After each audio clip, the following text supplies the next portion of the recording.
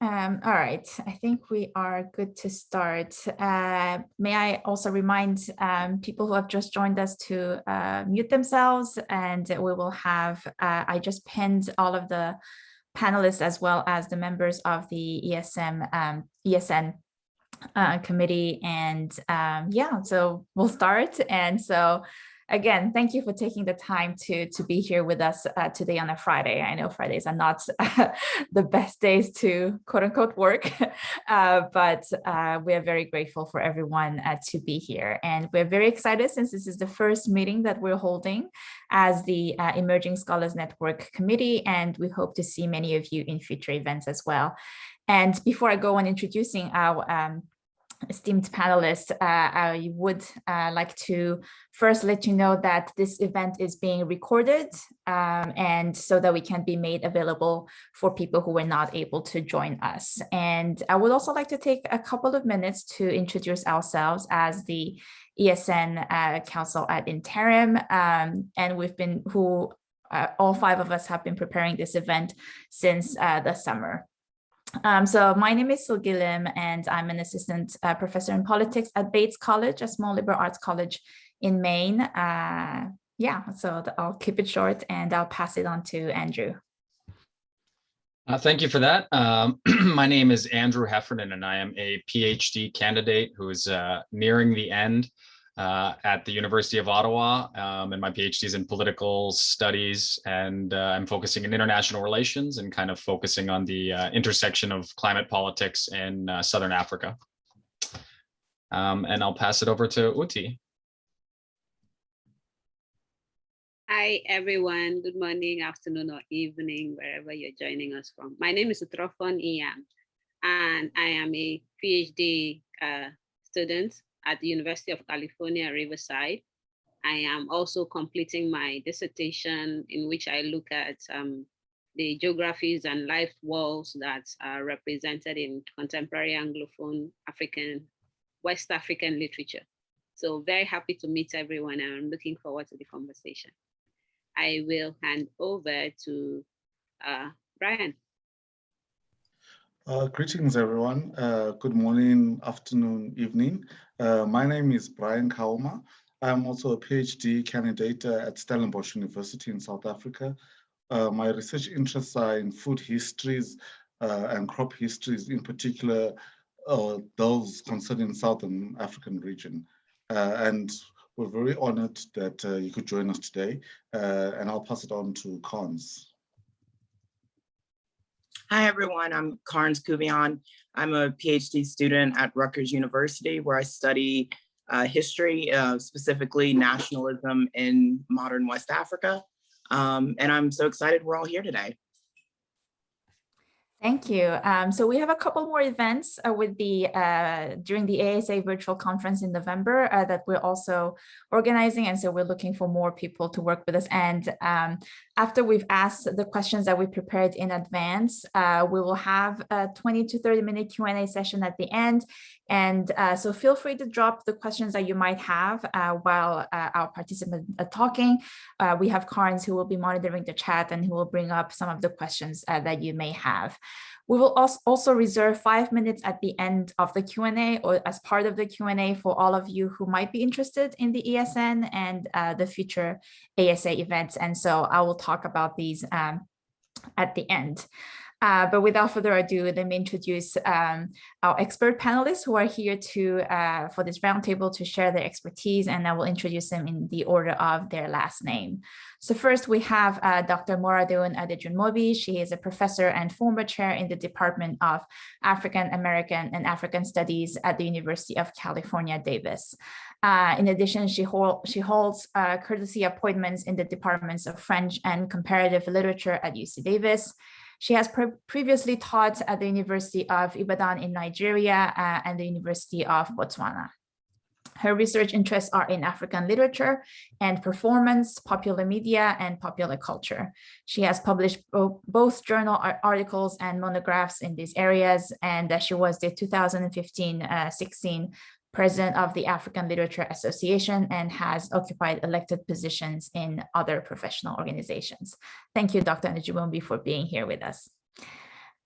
We also have Dr. Kim Dionne, who is an associate professor in political science at UC Riverside. She studies health interventions, politics, and public opinion. She is the author of the book Doomed Interventions, The Failure of Global Responses to AIDS in Africa, as well as numerous articles. And she's here to share her expertise as not only a scholar, but also a contributing editor to The Monkey Cage, which is a blog on political science at Washington Post. She also hosts the podcast, Ufahamu Africa, which she co-hosts with Dr. Rachel Beatty-Riddle. And so she'll be here to talk with us about some of the non-academic publishing, as well, of course, as academic publishing. Next, we have Dr. Benjamin Lawrance, who is a professor of history and Africana studies at the University of Arizona, where he teaches African and world history. Born in the UK, raised in Australia, Benjamin came to the US to study African history. He's written about Togo, Ghana, Benin, Sierra Leone, South Africa, and Nigeria.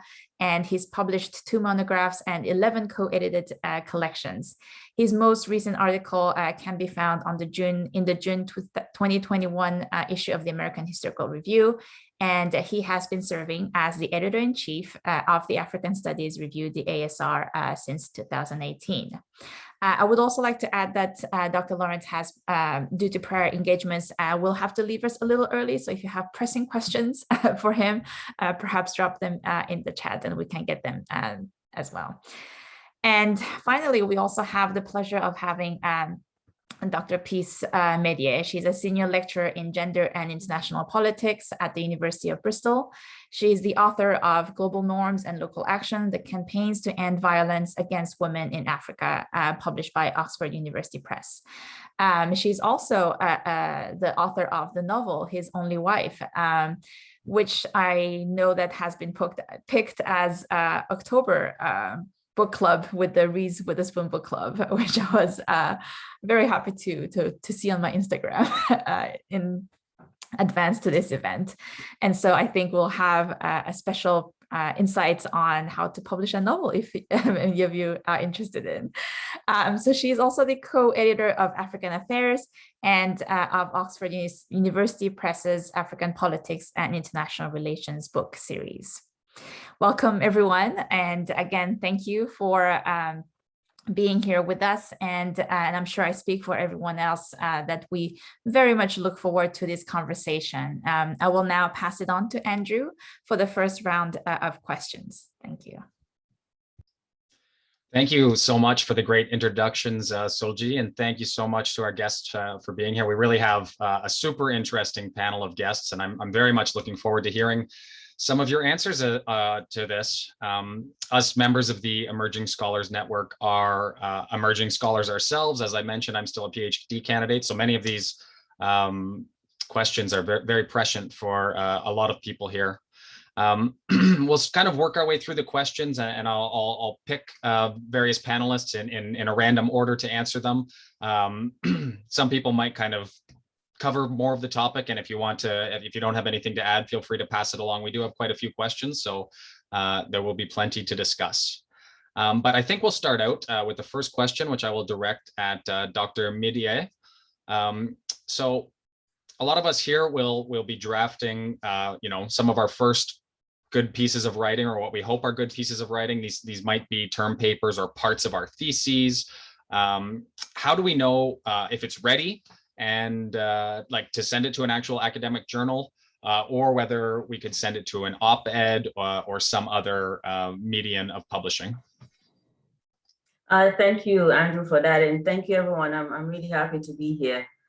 So I think I'm going to speak partly from my experience and kind of advice that I've received from other people. And thinking back to when I was a PhD student, I think something that I did was, first of all, trying to get a sense of, I usually had like a target journal in mind, or journals that I wanted to submit to.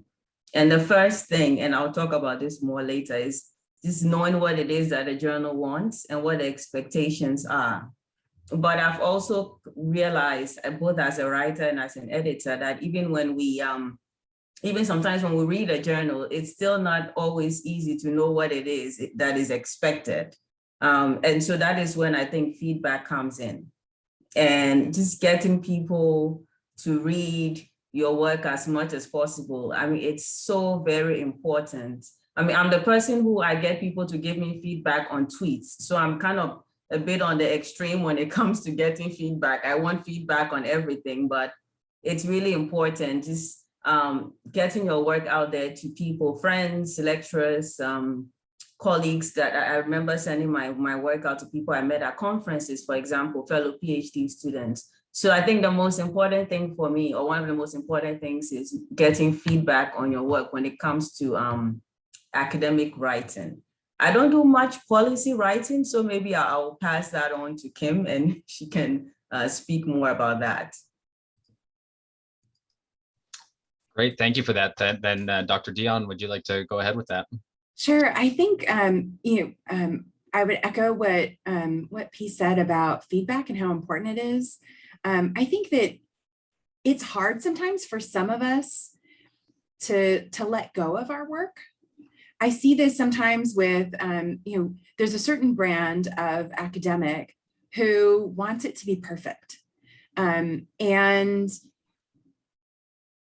it doesn't always have to be perfect. I think really listening to the feedback. So if someone is telling you, do these things and it should be ready, and then you do those things, then it should be ready, right? So I think that really knowing when to let go of something is also important. And this is, I think, really important when you're early in your career, and getting something published can help you in your career. I think knowing when something is ready and being ready to let go of it.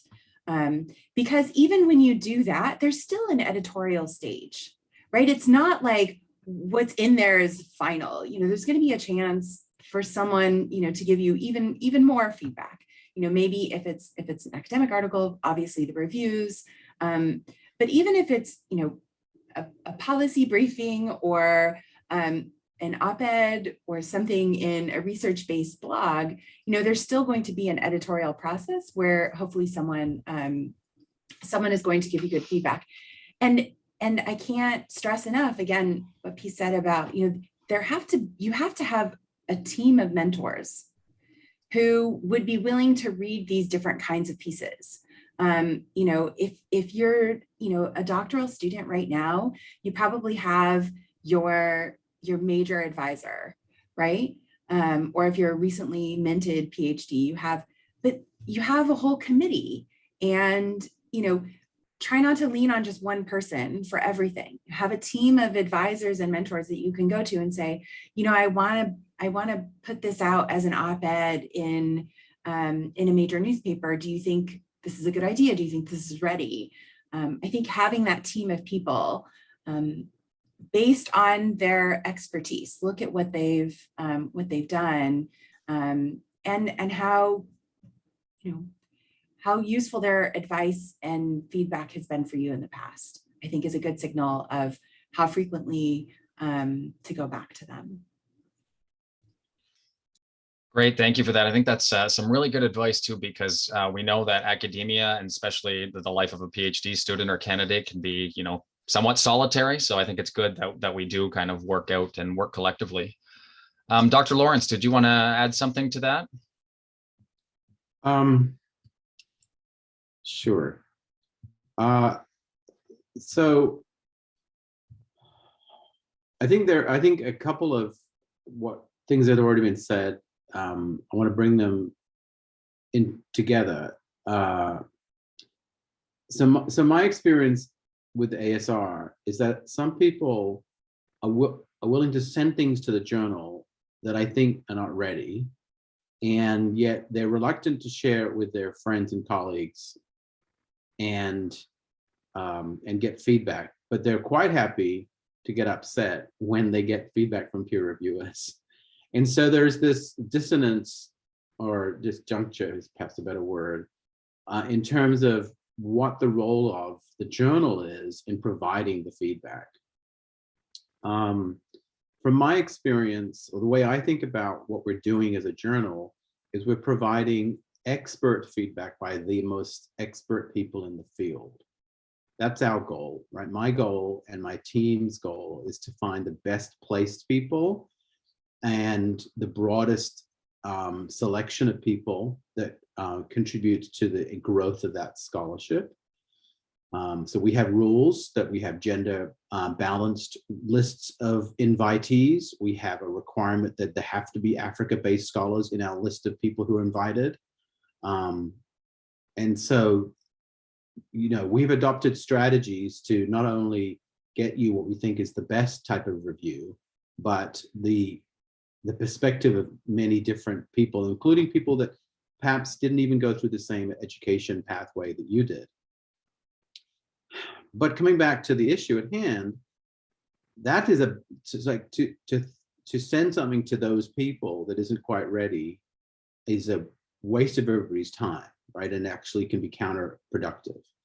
And so if you're not shopping and sharing your work around with lots of people before you do that, you're basically pulling the legs out of underneath you. I'm mixing my metaphors because it's I haven't had my coffee yet, and for some reason nobody's brought it to me. I'm just kidding. There's nobody here to bring it to me.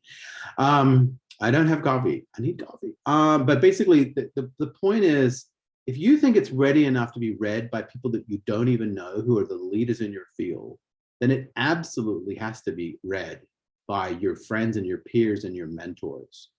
And so when we get things, I would say half of them don't get to the team to read. They either get rejected by me or they get rejected by my managing editor, Catherine Saluka, because they're not even, I don't want to take up the very busy time of these people who are volunteers, right? They're all volunteers. Everything we're doing is volunteer. I'm not paid for what I'm doing, not today, and not for the journal, and not the ASR work. And so I want to save those people for when something is ready, right? And very rarely now do we get memos back to us saying this was not ready to go out, right? And that's what I want. That's what I want. I want that to hardly ever happen. And so sharing even parts of what you've written with your friends is the best way to do this, right? Workshopping the abstract, workshopping the first couple of pages, asking different people, multiple people. I think several people have already said this. When you're in grad school and when you're just leaving grad school, that's probably the most physically proximate time you'll have with other scholars. I'm all by myself here. I mean, there are people who work in African studies here at University of Arizona, but I hardly ever see them, right? But when I was in grad school, that's like the best time to find those people and create those networks. And some of those people who were in my cohort are now my peers around, and I still write to them and ask them to read things. So that's I'm kind of approaching the question a little bit differently, but do that first. Do that, like share it with multiple people and develop the thick skin you need for getting the feedback that is painful to read, and cultivate those by doing it for other people, right? This is a bilateral. I will read yours if you read mine. You read mine, I will read yours, right? Sometimes we get scholars who say, oh, I just don't review anymore, but they're quite happy to send their articles out to journals and expect other people to read them. Learn that skill early on, that this is all a totally volunteer economy, that we are all depending on each other to do work for one another for free. But so the only way that we can make that economy sustainable is if we're all doing it for each other. I hope that's helpful. Yeah, I think that's some very welcome, frank advice that most of us can probably listen to, whether early or emerging scholars or not. It also makes me wish that I had someone here to bring me coffee, but I'm home alone, so I don't either, unless my dog's going to do so. Very. Dr. Adejunmobi, I wondered if you could maybe add a bit to that, but also if we could start thinking about, the next question I want to ask you guys about, which is, once we kind of get to that point where we think we have this article that might be ready, how do we know which journal is the best fit for it? And how do we know if this piece might be better for a specific type of academic publication, or maybe some sort of non-academic publication? If you want to kind of share any thoughts you have on either of those questions. Thank you very much. Let me start with speaking to the last question briefly. And the only piece I will add is to what all my co-panelists have said is, I'm an editor-in-chief of a journal. I'm on the editorial board of several journals. I'm a full professor. And every time I am sending something to a journal at this stage, I always, first of all, send it to colleagues who have also published. So I find it hard to understand why emerging scholars, graduate students, postgraduate students are reluctant to have someone else read their work. I don't send anything out without having somebody else read it. So this is really, really important advice for emerging scholars, something for them to keep at the back of their mind. It's not like you get to a certain stage and then you stop sending your work out. When you get to the stage when you stop sending your work out, you've gotten to the stage where you're no longer going to be published. You know, so please, let's do that. And for those of us who are in book disciplines where you're going to, your career path is going to lead you to publishing a book. That's what the whole book publishing thing is about, you know, peer review. It doesn't matter who you are. Your manuscript is going to be peer reviewed. And you're going to receive some very serious recommendations to make major modifications. And you've got to take it on the chin. So I'll leave that alone. How do you work out which journal is the best fit for your work? There are a number of considerations. Have you looked at any articles published recently in that journal? That might be a sign. If everything that's published recently in that journal is going in a different direction from your interests, maybe that's not the journal to publish in. So that's one recommendation. You have mentors. Where have your mentors published their work? That's another point to keep at the back of your mind. If your mentors have published in that journal, the people who have guided you in the writing of your own PhD thesis, your dissertation, if that's where they've published, probably, and you're working in similar areas, probably that is a journal that you might want to consider. I think in terms of deciding whether it's your work should be going to an academic publication or a different kind of publication, I think while our co-panelist Kim might be able to speak a little bit more to that, I will say that if it's material that you are ready to develop to the point where it meets the specifications of an academic journal, then maybe you can consider an academic journal where you have to have your footnotes and you have to have your endnotes and you have to have your sources and you have to consider countervailing arguments, and it has to be of a minimum length. There are basic specifications for an academic journal, irrespective of the content itself and the argument that is being made. If you're willing to put in the work to bring up the article to that point where it meets the basic specifications for a particular kind of journal, then you are ready to put, you can send it to an academic journal. But if you don't wish to and you still think it's an interesting idea, then you can send it to a different kind of publication outlet. So look at the journal itself. Look at the kinds of articles it publishes in terms of areas of interest. Look at the kinds of methodologies that are deployed in the articles that are published in that journal. If it's a journal where there is, in terms of the methodologies, it leans a lot on very statistical methods, and that's not your forte, that's not your area of strength, you don't have a background in that, then consider a different journal, which is maybe more ethnographic in its orientation or more inclined towards textual analysis, right? There's a wide world of journals out there, and happily today we have this magical thing called the internet. When I was a PhD student, that didn't yet exist. I'm aware that dates me a little bit, but it was very hard work to find out all the types of journals that were out there. It's very easy to do that, to spend a day or two a week looking at the different kinds of journals in your field, and then trying to publish it. One final piece I will say, which for me is a bugbear, kind of like irritates me. I find that sometimes an author will send an article to a journal, and when they send the article to the journal, they are unwilling to quote anybody who may have previously been published in that journal. I'm thinking, why do you want to publish in that journal? If you don't think there's any work in that journal that rises to the standard that it could be included in your own work, maybe that's the wrong journal for you. Look for a different journal. I'll stop there. Thank you for that, for some more sound advice. Dr. Dionne, did you want to expand on that a little bit and jump in there? Yeah. So I want to pick up right where you left off.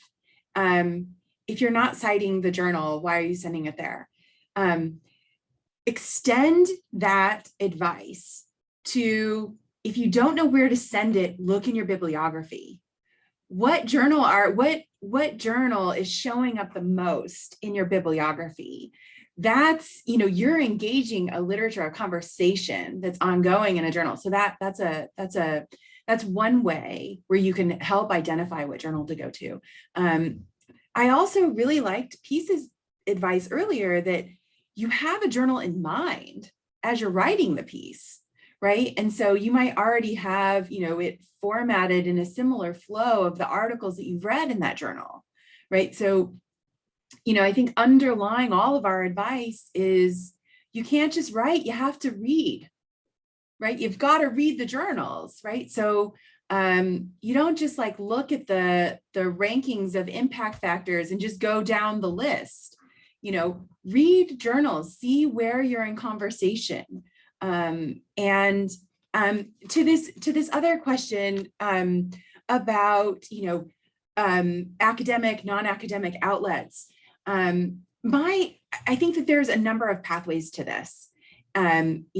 My own approach is, and this is largely because, I work at an institution that does not reward or incentivize non-academic publications, right? I've been a tenure track faculty member at institutions that reward academic publications with impact. And so the incentive is for me to publish articles in top peer-reviewed journals and to publish books with university presses.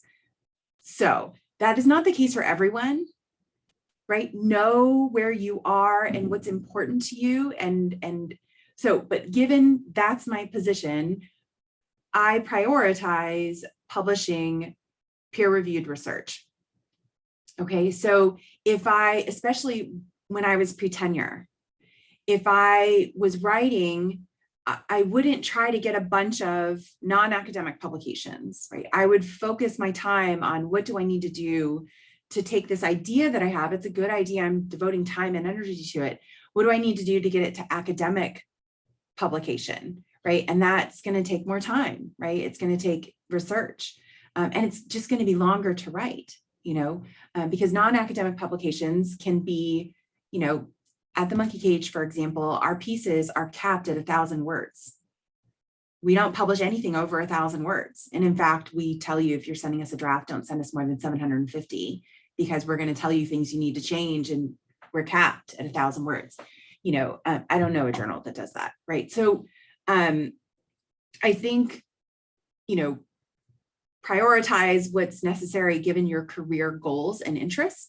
I'm also really committed to sharing our knowledge beyond who has access to Elsevier or whatever other paywalls exist that our work sits behind. So what I like to do, if I think about non-academic publications, I like to see them as vehicles to talk about my published work. So say you have your master's thesis that you've revised and you've submitted for review, and it's now, congratulations, it's forthcoming in the ASR. Okay, great.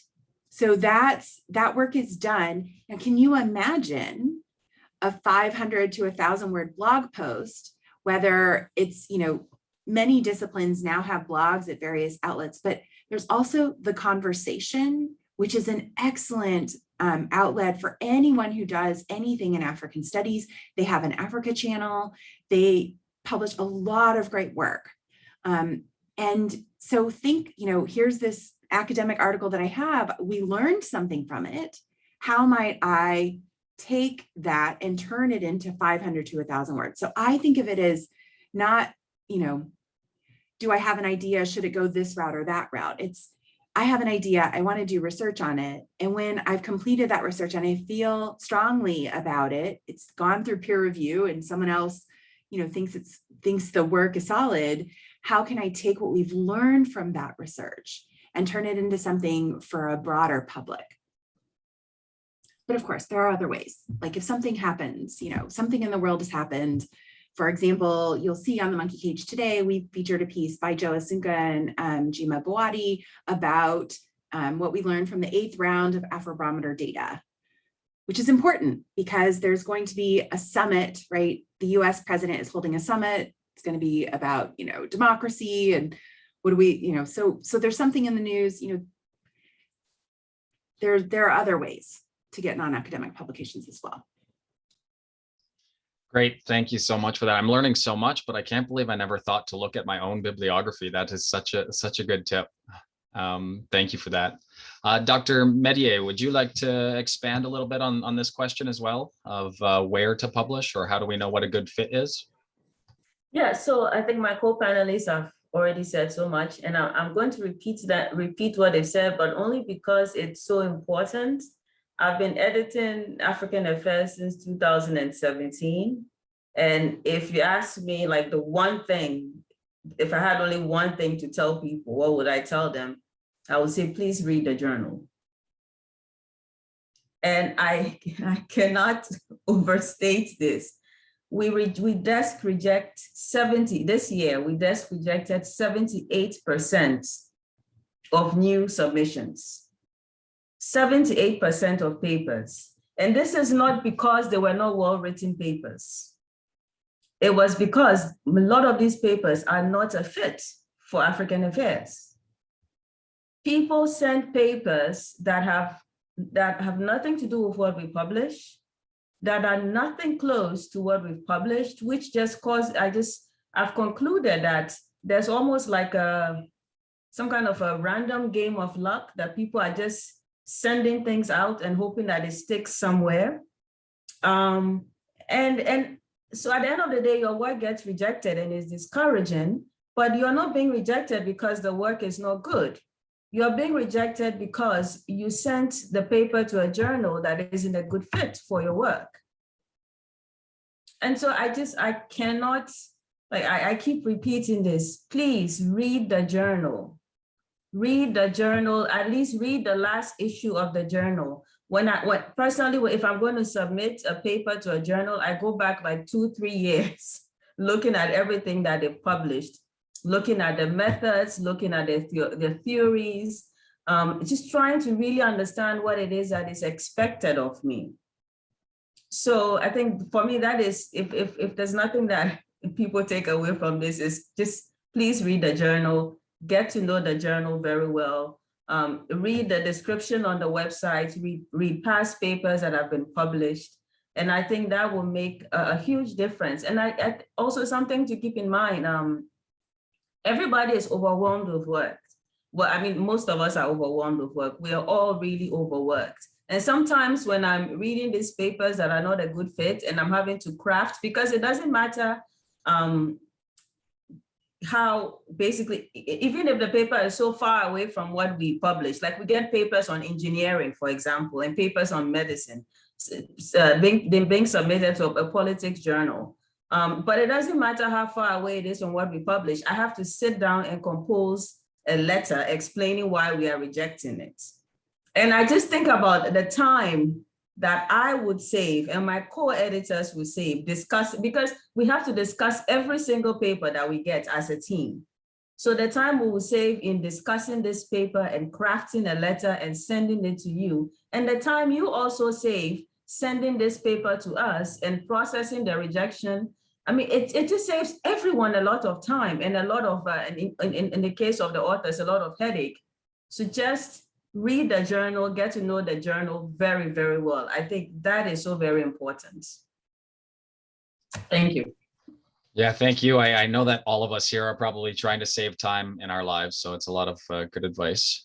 Before we move to the next section, Dr. Lawrance, did you want to add anything to that about, where we should send our articles, how we know where to send them, what types of publications might be relevant?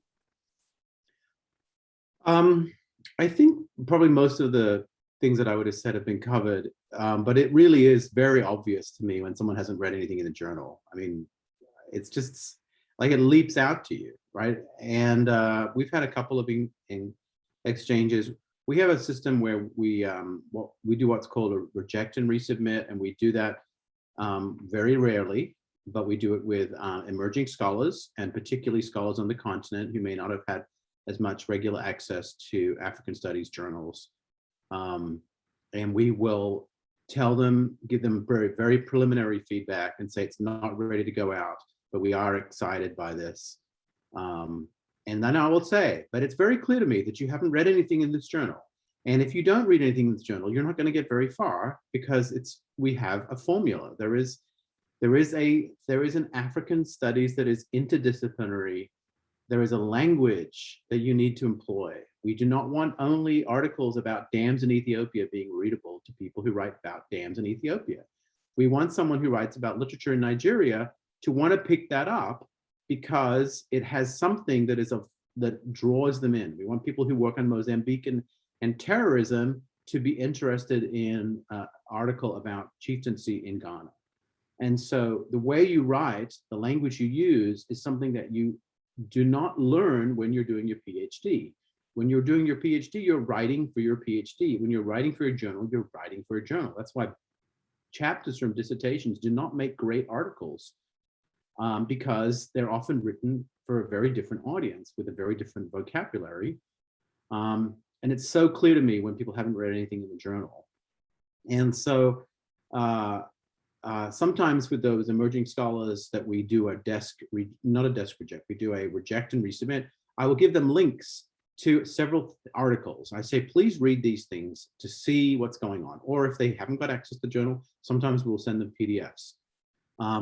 And still there are people who come back to us with a revision where they've done the things that they think is necessary, but it's clear they still haven't read anything in the journal. And I don't know what to do with that, right? It's a waste of my time.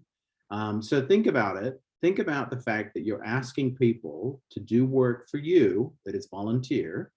And therefore, have you done everything that you can possibly do before you ask that person to do something for you, right? I think, it goes all the way back to undergraduate, right?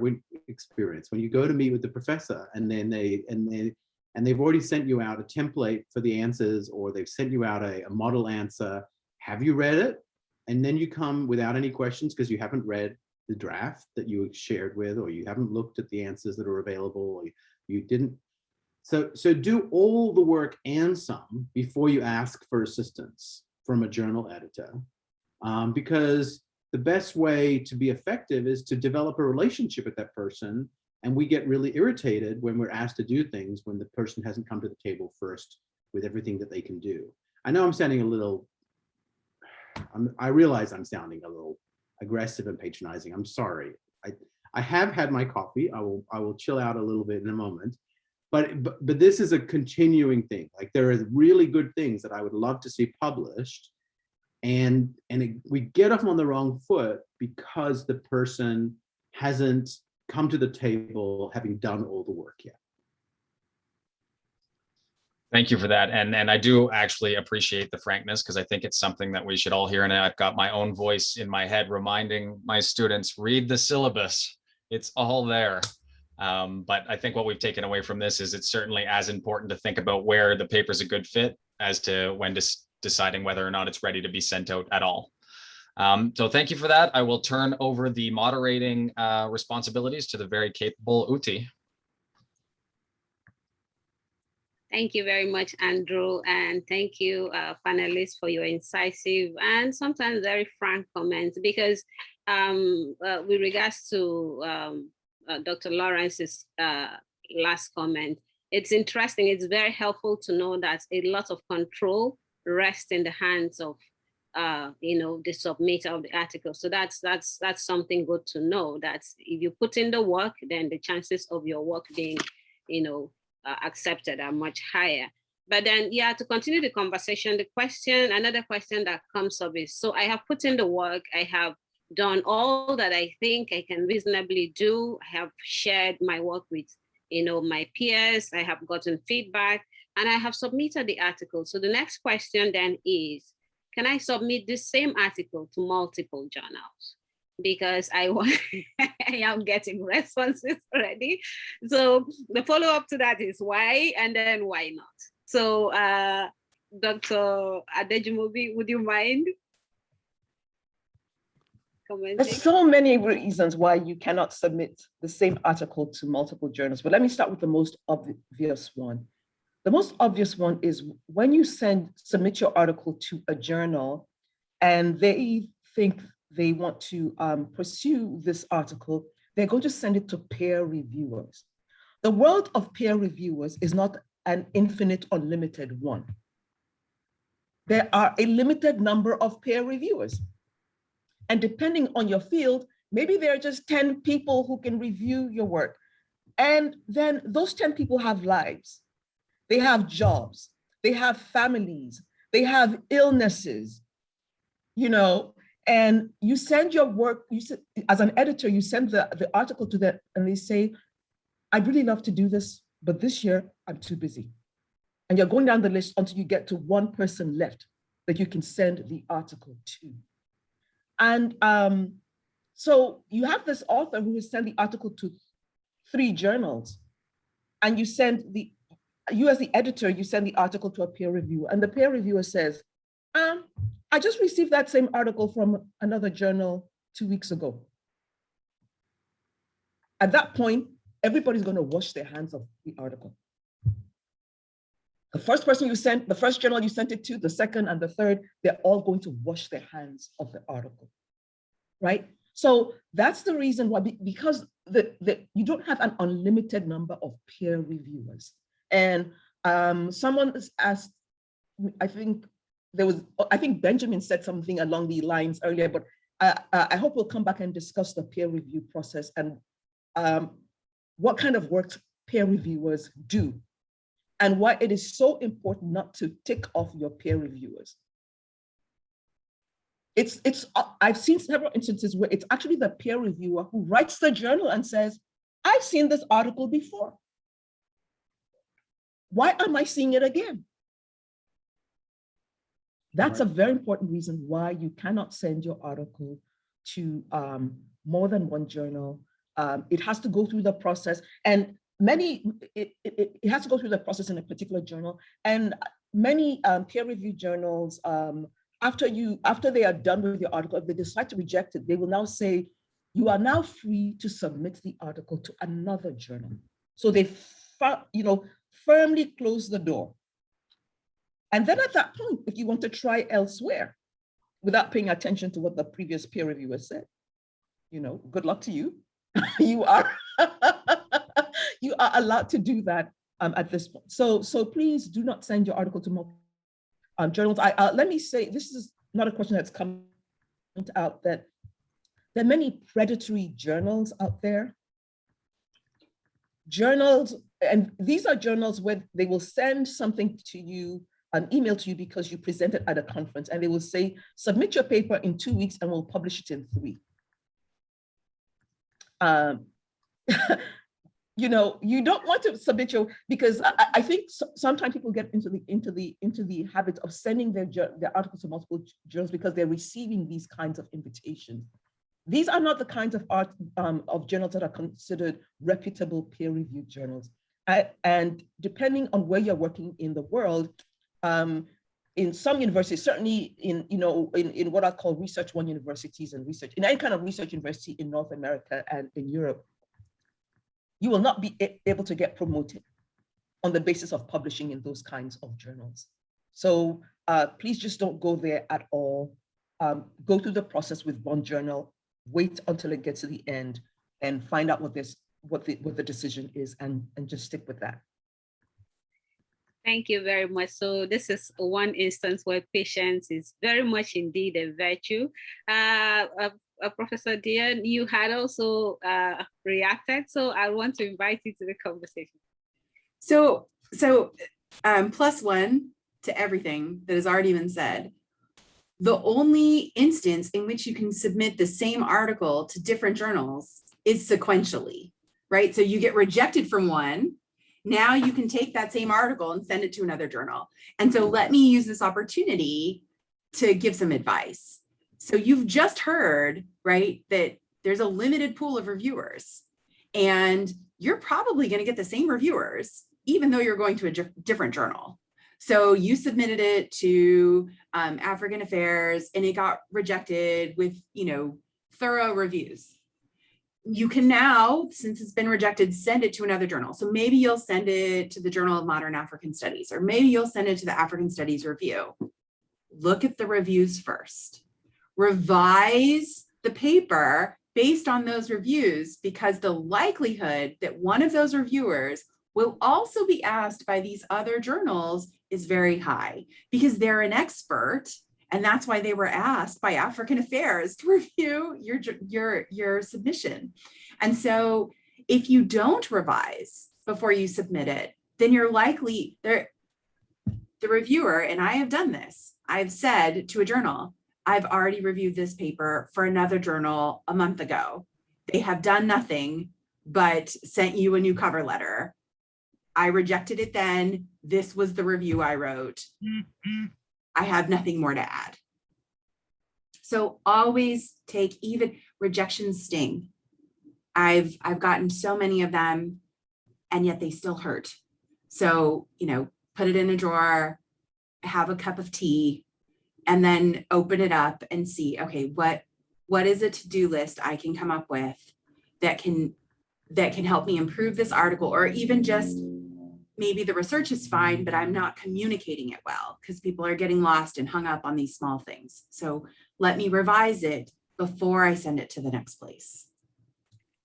Thank you very much. In addition to having a cup of tea, one of my mentors suggested go for a walk and then come back and have a renewed sense of perspective. Dr. Lawrence, I think you can also chip in here, comment or two before we launch the next. I mean, we had some, two serious senior scholars to send us something that they had sent to a political science journal, and they clearly had not revised it at all based on the 4 reviews that the American Journal of Political Science had given them. And then one of the reviewers just said, I already reviewed this, here's my original review. Nothing has changed, not a single word. And I just, I didn't, and I wrote to them, I said, you did this, you didn't even revise it. Like what? And they never replied to me. And so they were sort of, that issue has never been discussed in person between me and those 2 people, but they know exactly what they did. And it's just lazy. Like, it's a way, they know, they're senior scholars, they know the economy of the journals, right? They know the volunteer labor and the work that were required. So they know what they did. It's different if it's someone who's new to the field. But this is a good lesson to learn now.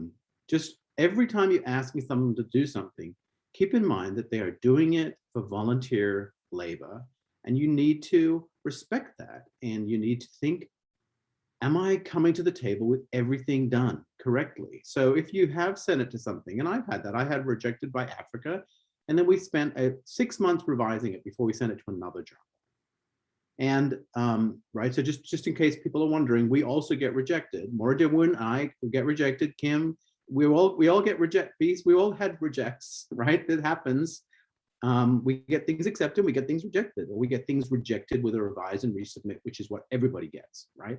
Revise and resubmit. Nobody gets acceptance without changes.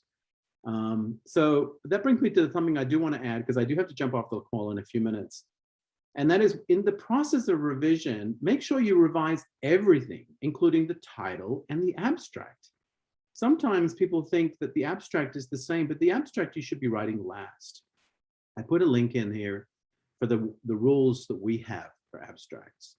And I don't like abstracts beginning with "this article does." And I don't like abstracts that spoon feed us the full parts of the article or something like that.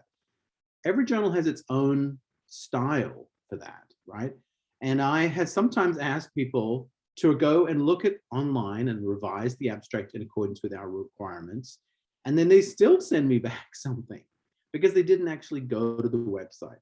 So when we're talking about doing your homework and coming to the table, do all of your homework, like comb the website of the journal to make sure you have read all the things that they are offering, right? So there are many questions that you have that we answer in our FAQ page.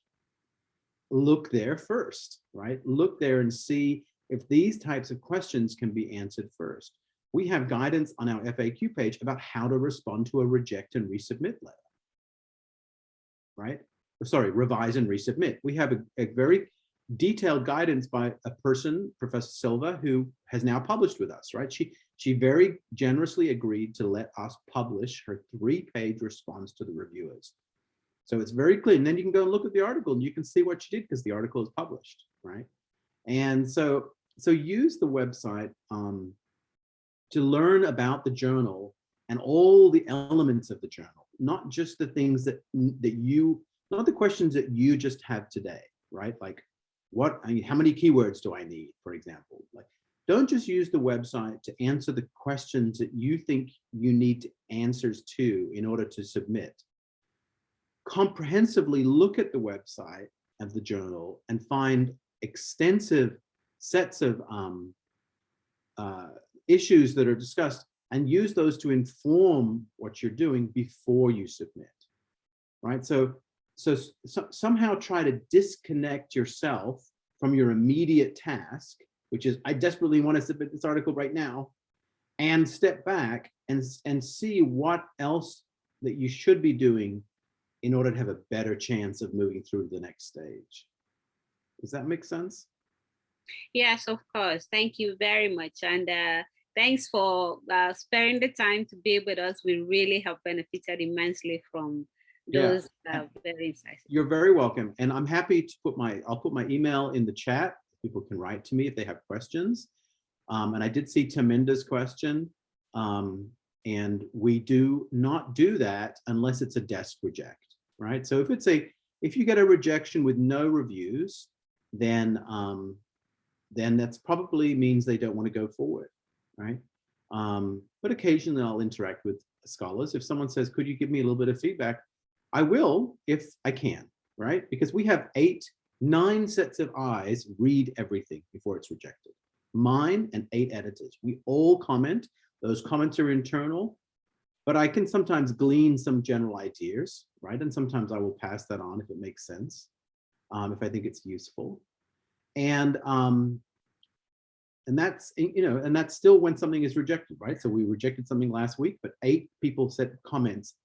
Sometimes they're just, 1 or 2 words. Sometimes they're substantive things. And I can do that. But again, it's also a big sinkhole for my time. So I'll do it in a limited way when I think it makes sense and it's useful. But if you actually go through the review process, Taminda, and then you get 3 rejection, like 3, but they don't say anything, that's different. That doesn't sound like a journal that's doing its job properly. So anyway, I'm going to put my email in the chat, and I'm always happy to take questions. Actually, I think, yeah, okay. Thank you very much for your generosity. We really, really appreciate this. And yes, the idea of mining the website as a resource for answers to questions that you might have, that's very interesting because it might help you avoid the pitfalls even before making them.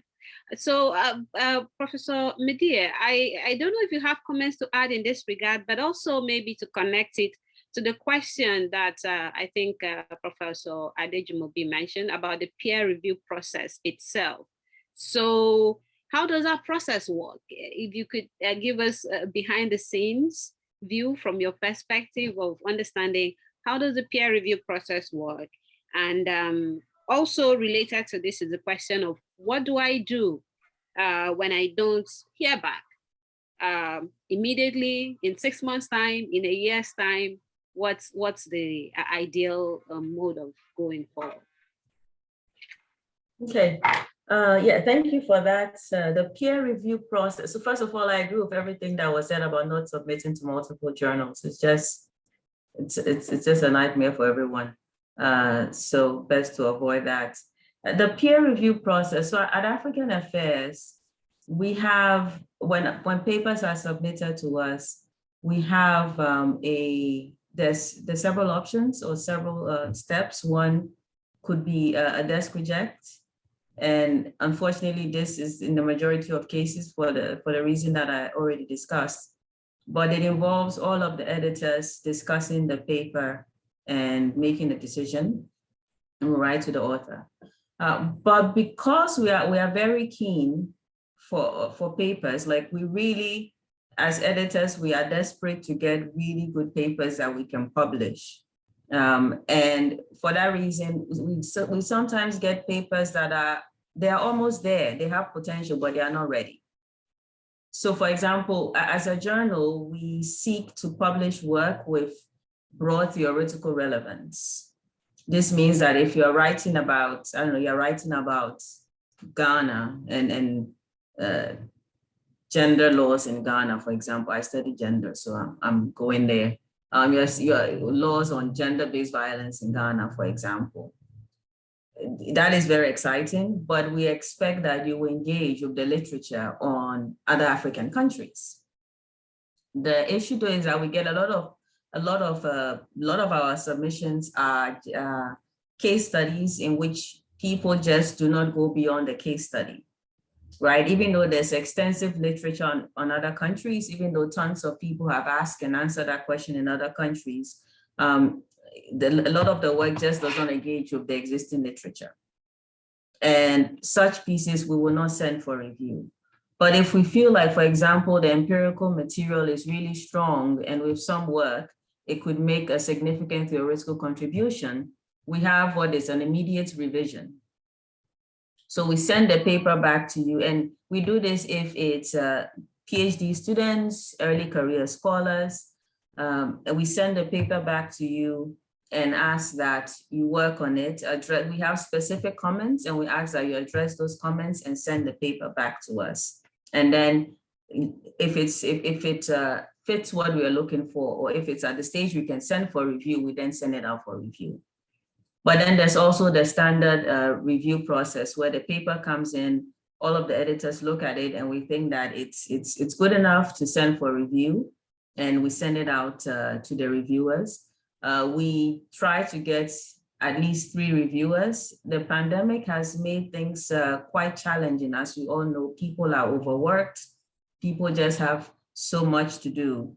And so it's not always possible that we get the 3 reviewers, or what's happened in the last year is people say yes, and they just never submit a review.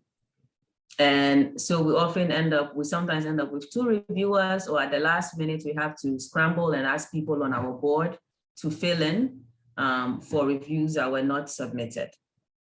So we go through that process. We try to get back to people within 3 months, under 3 months. But once again, the last year just has been really challenging for everyone. And I should say that reviewers, I always knew reviewers were important, but it's when I became an editor that you really realize how much work reviewers do. Like, there are people who are putting in so much time, and there are people who, so sometimes we are getting a lot of papers on a specific area, and there are very few people who specialize in that area. And we're calling on them so much. Our board members, calling on them several times in a year to review for us, and they're sending in back-to-back reviews.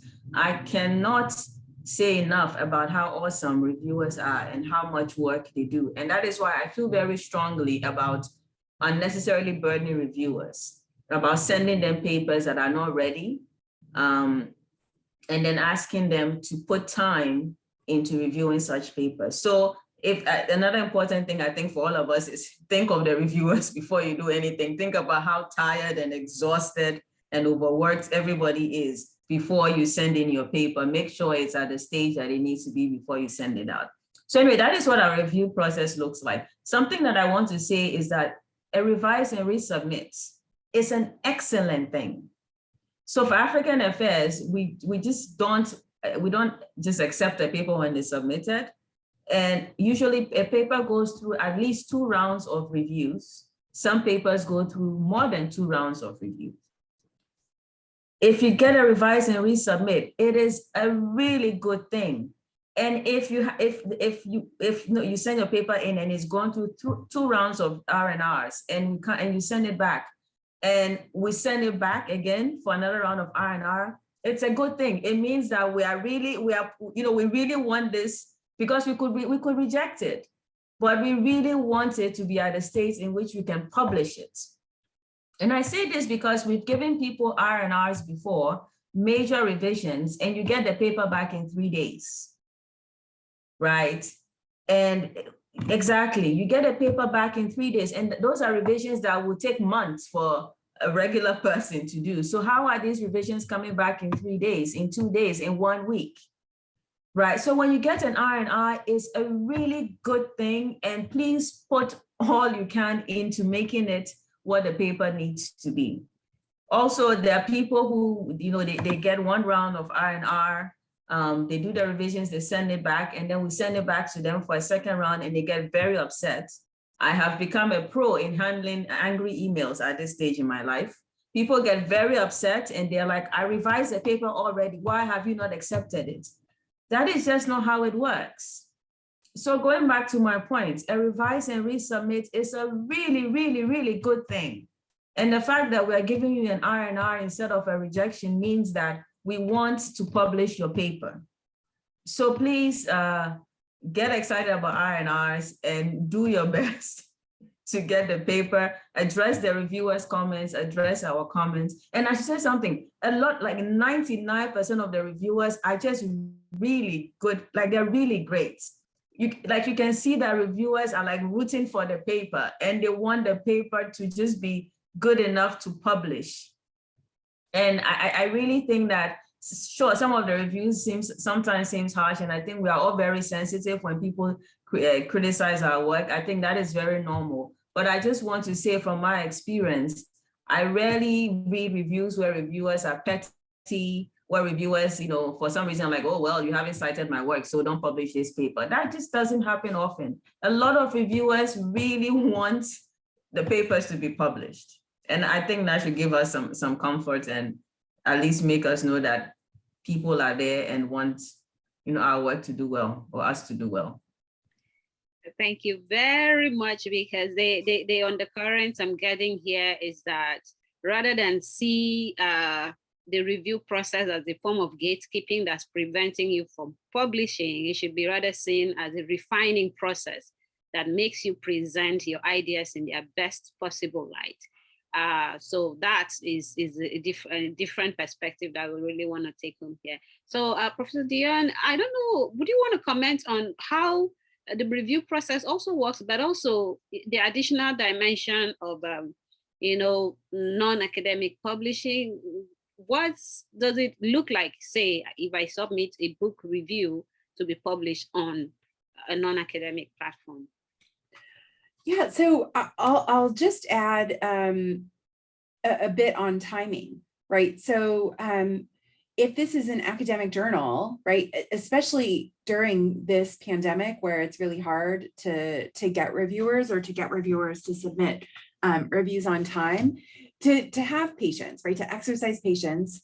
But if it has been 6 months and you've heard nothing, go to the journal's website and see, do they belong to Scholar One or Manuscript Central or whatever, where you can actually see the process, right, where the journal is in the process of your review, because you might see that actually, the reviews are back and the editors have to make a decision. And so, and that just happened yesterday, so you can wait a couple more days. But if you've not seen much movement on that and it's been 6 months, I think it's fine to contact the journal via email and just say, I'm just checking in on this. Is there more that needs to be done? Can I make recommendations for potential reviewers if you're having trouble finding reviews? That's not to say that the journal will take your recommendations, but if you are really pressed for time, and if you're, for example, someone who's on the tenure track and movement on this paper is really essential. If you've already waited 6 months, I think it's fine to contact the journal. When it comes to other non-academic outlets, you know, if someone is pitching something to me at TMC about, you know, I don't know, like last year during the End SARS campaign in Nigeria, you needed to pitch me when that was happening. And if you didn't hear back from me in 24 or 48 hours, it would be totally fine for you to send me another email to say, hey, there's this massive thing happening in Nigeria right now, and I have expertise that's relevant to this. Do you want something from me, or should I pitch someone else? I think when it's something like it's breaking news and it's for a non-academic outlet, you definitely should not be waiting 6 months, right? In this case, you know, sometimes I tell people, you know, if you haven't heard from me in a couple of days, ping me again if it's a news event that's happening right then. You know, I don't mind getting a reminder email. That may not be true for everyone, but you know, I think in the flood that is my inbox right now, sometimes I actually see that as a helpful nudge to remind me like, oh, I read that email in bed and never replied to it. So let me do that now. You know, I think as long as you're courteous and the timing is appropriate for the outlet that you're submitting to, I think that it's fine. And for me with journals, 6 months. I would not, you know, if you turned it in a month ago and you haven't gotten reviews back, that's 100% normal. No one gets reviews in a month. That's like unheard of. So calibrate and check in to see if there's an issue. Thank you very much. I am scribbling very furiously. Someone once said, writing with the fury of an Old Testament prophet. So I am scribbling down, writing as furiously as possible, because these are nuggets of wisdom that answer to questions that I have always wondered about.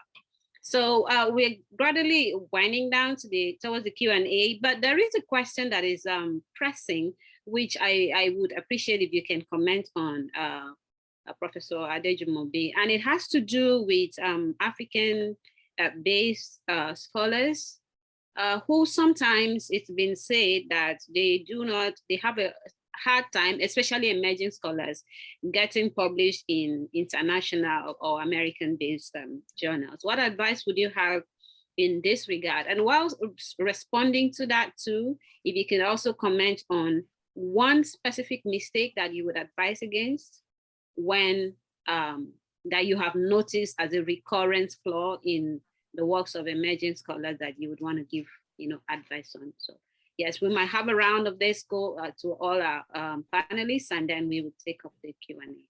Thank you very much. Thank you very much for that question. There's a lot that's been written about Africa-based scholars and the structural impediments which might make it harder for Africa-based scholars to have their work published in journals, you know, in Europe, based in Europe and North America. So I don't think I want to go too much into that, because it's not within the power of the individual Africa-based scholar to resolve the structural-based problems. So I'm going to leave that alone for now, and I'm going to concentrate more on the things that the individual scholar can do. And I will say that the Journal of the African Literature Association, we probably have a slightly different profile from, you know, ASR and African Affairs. We get a lot of submissions from Africa, a ton of them. I think much more than probably other journals do. I see many errors and mistakes, things which the author on their own may be able to correct and which they're not attending to. Some of these things go to points that I have mentioned earlier. You see an author send an article to a journal, and clearly they're not familiar with the contents of the journal, with the style of the journal. One of the things that I find especially irritating is very simple stuff.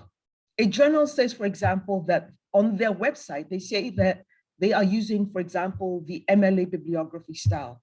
Maybe they say that they are using footnotes. You're sending an article and you are using University of Chicago style and endnotes. Why? This is just, this is already on their website. This is not something where anybody, because you are creating additional work for the review process when you do that. Benjamin said this earlier, it may be hard for an Africa-based scholar, especially an emerging scholar, to get their hands on articles published in a particular journal. That's sometimes the case.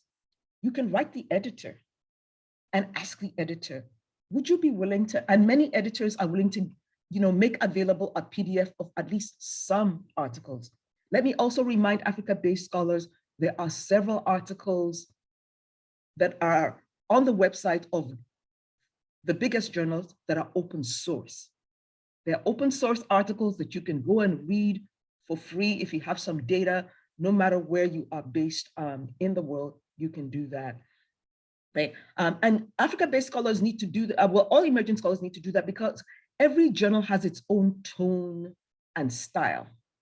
And if you don't pay attention to the tone and style of the journal, you are not likely to be published. Let me seize this opportunity to go back to the question which we were discussing previously with my co-panelists, which I think is such a major one, which is the peer review process. I have many authors submitting who get very angry when they get a request from the, from the editors to go and revise their work. And I need to remind authors, your work is not being peer reviewed by robots. It's being peer reviewed by humans who have a lot on their, in fact, after we get done with this panel this morning, it's morning in California, the first thing I'm going to do is I'm going to write a peer reviewer or two who have been late with submitting their peer reviews. When you don't hear back, it's because we are writing back, to the peer review and say, peer reviewer, your review is now 2 days overdue. It's now 2 weeks overdue. It's now, and then if the peer reviewer, if we eventually realize that that peer reviewer is not going to respond, then we have to scramble and look for another peer reviewer. And we might write 3 others before anybody accepts. So that when you now get a response from the journal and it says, revise your article in this 3 ways, and you refuse to do so. After all that labor, I'm not like Benjamin who hasn't had his coffee, I've had mine. But after all that labor, it is really, really, really irritating. And this is something that even Africa-based scholars can address. And I've had Africa-based scholars tell me, I can't find this book or that article. I say, oh, okay, no problem. I'll see what I can find for you, or maybe on Google Scholar, you'll be able to get the first 2 chapters of that book free of access and things like that. I do that. I want to remind, and I'll just say this one thing and then stop so that my co-panelists have time to speak. In marketing, they say the customer is always right. In publishing, the peer reviewer is always right. And by that, I don't mean that I agree with everything that a peer reviewer says. I mean that your article will not be published unless this particular peer reviewer gives the go ahead. And so you better do what that peer reviewer has asked. One day you'll be a peer reviewer yourself and you'll get the opportunity to put your foot down and insist that work has to be done in a certain way. You don't get to just dismiss the peer reviewer. There was a point that Benjamin responded to before he signed off, and I'll just say one quick thing about that before I forget, which is supposing you get a rejection with no comments whatsoever. If it's not a desk reject, then maybe that's not a journal you should be submitting to. If I am sending, even with many desk rejects, I am always indicating, I always insist that the reviewers must indicate their reasons. They must say, this is wrong, this is wrong, this is wrong, this needs to be corrected. And I myself am willing to do that, or ask the other editors in the journal to look at the article and add comments. We don't just send a rejection with nothing at all on it. Yeah, I probably have more to say, but I want to cede the ground to my co-panelists who will have much more to share as well. Thank you very much for those very enlightening comments.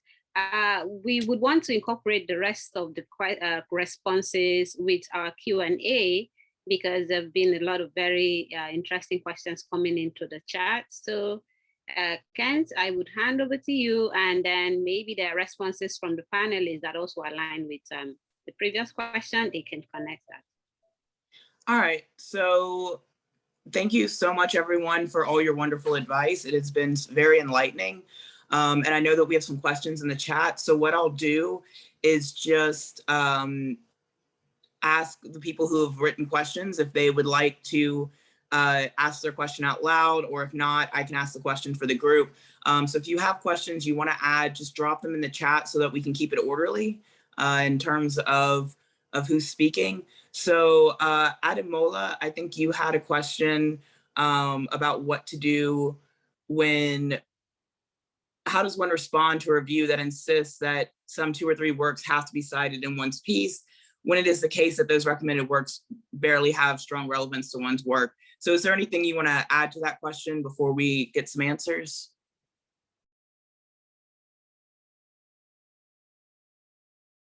Okay, great. So do any of our panelists have anything they would like to respond to that? Well, I'm just going to repeat what I said earlier, which is the peer reviewer is always right. It's the peer reviewer who is going to give the go-ahead for your work to be published. So if this is one article out of 10 that you're planning to write, don't lose any sleep over it. Cite the authors that the peer reviewer asks. Engage with their work. Let your article be published. You can then get the opportunity in the future to write another version of the article addressing some of the same questions and addressing them from a different point of view. Don't get hung up by the one peer review. Just do what the peer review asks and move on so that your work can be published. I think I'll add to this because I think, and I think that Tarminder Kaur's question in the chat is also related, right? Sometimes rather than critiquing a select published work on a topic I'm writing about, I prefer to not engage with it. How do you respond to reviews who redirect you to the same body of scholarship? So sometimes you submit a paper and one or more of the reviews say, you're not citing these works or you're not engaging with these published works. Now, there might be reason, right? It sounds like both of these questions have reasons for not engaging these works. One, you don't think it's relevant, or two, you don't want to engage. And maybe that preference is not about relevance. Like maybe you do think it's relevant, but you might have an antagonistic engagement with that literature, and you don't want to antagonize that person, so you just rather not engage. What the peer reviewers are saying, even if you may not think this work is relevant, they're seeing it as relevant, right? And so I think that if in the paper you don't want to engage the work, the response memo that you write to the journal still has to engage the review, right? So, this is kind of a difficult question because there's a number of ways you can respond. One, you can just engage with this scholarship that you didn't think was relevant in the paper. But if you feel strongly that it isn't relevant and bringing it in would actually, harm the quality of the paper in important ways, I think that you need to articulate that. And you need to show that you understand, you've read these things, you've understood them, and you've understood your own work as not being relevant to it. I think that is a hard argument to make. I have made it in the past when someone has told me to cite work that I didn't think was relevant, but it took a lot of work for me to really write why I didn't think something was relevant. And I would not have done that work unless, and in this case it was, really a principled stand that I was taking about something.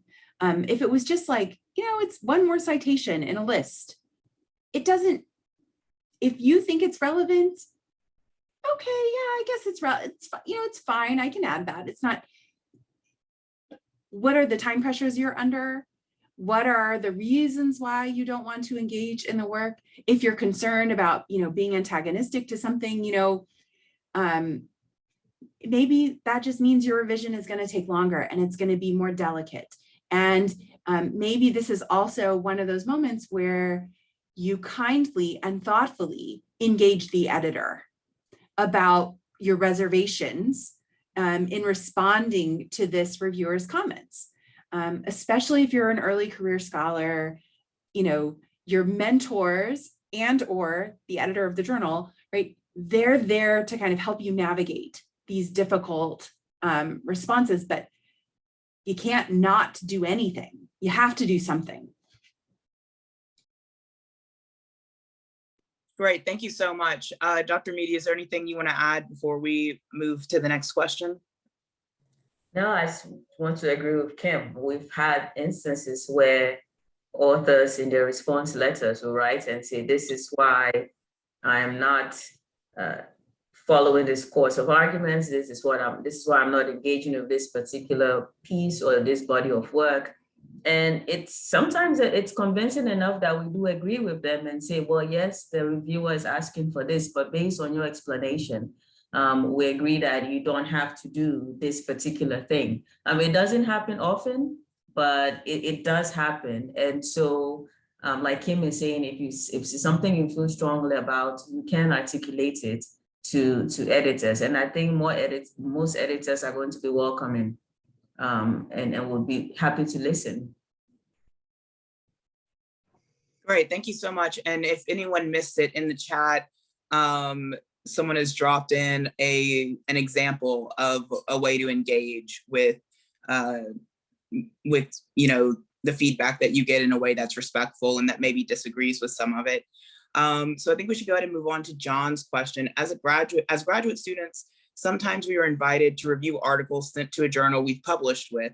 What tips advice do you have for young scholars who are invited to review articles for journals? John, is there anything you want to add to that, or should we just open it to the floor? Yeah, I think you can go ahead and open it to the floor. That's okay. Thank you. All right. Thank you.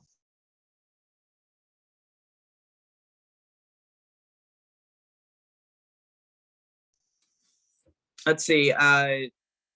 Medie, would you like to start? Yes, sure. I think standard like good practice for reviewing articles. And I should say that in African Affairs, we try not to burden graduate students with reviews. And I was recently telling a doctoral student this week to decline to review a paper for another journal. So that's just how I feel about it personally. That as a student, there's enough work, focus on the dissertation, focus on the field work. But I think otherwise, it's just the usual best practice for reviewing a piece of work. And I think one thing I would say is, as much as possible as a reviewer, be generous. I remember those kinds of reviewers who are very generous, and you can see that they want to do everything that they can to make the paper better. So if there's anything I would say, I know it's kind of maybe a broad thing, but just be generous as a reviewer and think of yourself as someone. Actually, I was speaking to someone the other day and they said, writing is like a collaborative process. When a paper is published, we see the author's name, but the fact is that so much work goes into it, the reviewers, the editors. So I would say, like, think of yourself as someone who is collaborating with an author and helping them make their work better. I might just add that the way I approach reviews is I actually imagine it's like someone who needs this article for tenure or someone who needs this article to have a successful job market. So how can I help this person get over the finish line? And so, right, in the spirit of generosity, like how can I make this article better? And so, and this I think is really important for people who are early in their career, because, you know, by your second year of graduate school, you know how to tear down every piece of scholarship out there, right? You've learned all, and that's fine. But that's not necessarily productive or constructive. So what you want to do is think, you know, how can this be improved? In what ways can it be improved? How could it be made better, right? Also know that there's a human on the other side of that who has invested probably a significant amount of time and labor and emotion in getting this thing ready and kind of being vulnerable enough to put it out there, right? So that, you know, I find even papers that maybe aren't ready or, you know, just really need a lot of work. I try to imagine like this person might be like in a vulnerable place with this work, and, you know, how can I give them feedback where they'll know that there's some potential here, and they'll be able to see like the strengths that they should continue to build on, and maybe other perspectives or approaches that, you know, I could take to make this work better. I think that, yeah, being generous, being kind, hopefully are not difficult for you in writing your reviews, because there is another, especially if it's going to be a rejection, there's another person there and they're going to experience the rejection, that even if it's a kind review, it's still going to hurt. So if you can try to be kind, try to say kind things, but also to give them concrete feedback, right? It's like, you know, your argument's not very clear. I don't know, that's not very helpful, right? You could say, you know, the argument sometimes confused me. For example, on page 2, you say this, but in the abstract, you say that. So I was interpreting the argument to mean this, but then the analysis didn't line up with what I was intending. So, you know, I think when you can offer specific places where, you know, this is where I was getting lost, you're giving them general feedback, like the argument could be more clear, but you're also like pointing them to how they can make it more clear. I think that's helpful. Thank you so much, everyone. Those were some really great questions and some really great feedback. I'm going to pass it back to Dr. Lim for some final wrap-up things, but I just want to personally say thank you to all our panelists. This was very enlightening and wonderful. Thank you so much. And again, thank you for our panelists for this excellent roundtable. Thank you for donating your time. And on behalf of everyone, I'm sending you a virtual applause, hoping that we can actually meet in person at some point. And so thank you. And I know that you all have time restrictions. And so please feel free to leave the Zoom meeting. But also I would like to announce to the rest that we'll be staying a little bit to talk a little bit more about the ASA events and the ESN committee. And so please stay for all of those who are interested. But again, thank you to Kim, to Moradewun, and to Peace. Thank you. Thank you so much for organizing. Yes, thank you. Thank you for having me. This has been really good. Thanks. Thank you. Thank you very much. Thank you. For those who are staying, I just want to say that we do have ASA events coming up in November.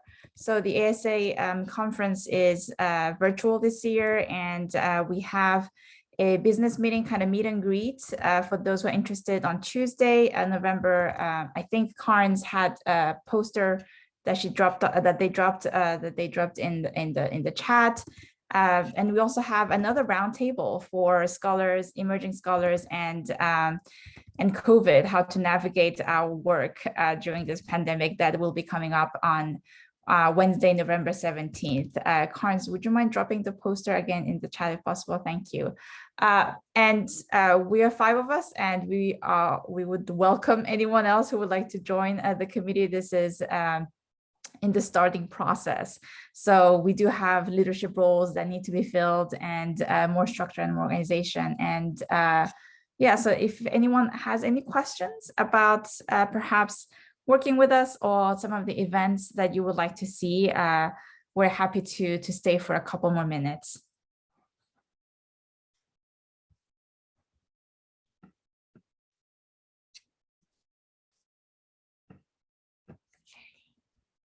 So I've dropped the poster of our upcoming events, as well as the link to if you're interested in joining us, if you're interested in learning more about what we do, you can fill out this form, and we can send you more information about who it is we are and what we do and what we're hoping to do. Definitely.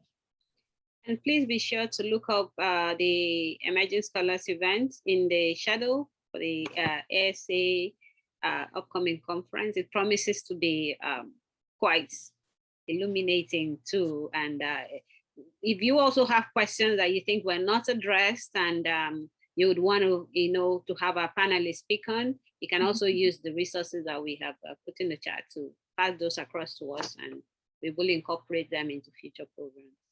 Mm-hmm.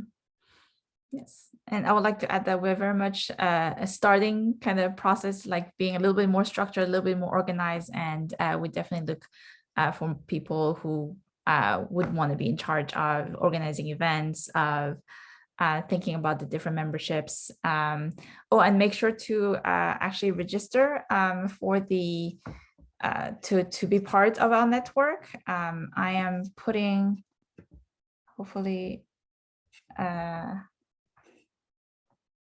Apparently I can't, but if you go onto the website of my ASA portal, you should be able to sign on to our Emerging Scholars Network on the left-hand menu. And we have different memberships, membership tiers, and so you can join us for free or pay a small fee if that's something. But again, yes, join a coordinated organization. We should be under there, and there are different membership tiers. And so please join us. Also, I just want to throw this out there, and I'm sorry to my committee members because I haven't cleared this with you all, but I don't think you'll have an issue with it. I've been in contact with someone who is who works for ASA, and they are still looking for grad students and emerging scholars who might be interested at the conference in hosting Zoom meetings. And so what that would entail is you would open the Zoom meeting for a particular session. You would watch, make sure that there's no tech issues. If there are, you would you would send a message to those in charge and say, hey, we're having an issue over here. And what you get for doing this is you get free membership to ASA for next year, and you get to attend the conference for free. So if you were worried that you can't attend ASA things because you can't afford membership, or you're not sure if you're want to be a membership, this is a great way to become a member for ASA for a year. And then you can also enjoy the Emerging Scholars Network as a part of that. So if you are interested in that, you know what, I'll put my email in the chat. And if you are interested in that at all, just send me a message and I will direct you to the right people to help you with that.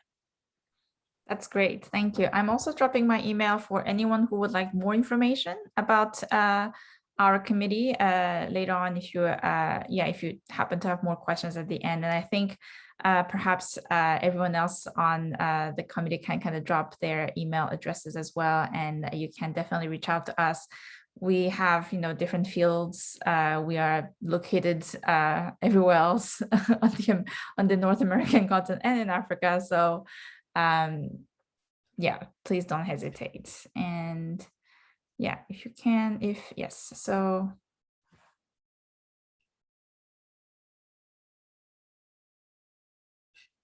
All right, yes, so we have all of these emails. But if not, again, thank you for taking the time today and for joining us. You know, we were very happy to organize this first event, and we hope to see all of you again in November. All right. Thank you again to everyone who's been here, and yeah, bye everyone. Have a happy weekend. Bye, everyone. Thanks for coming. Ciao. Bye. Stay It was safe. wonderful to have everyone here. Thank you. Thank you.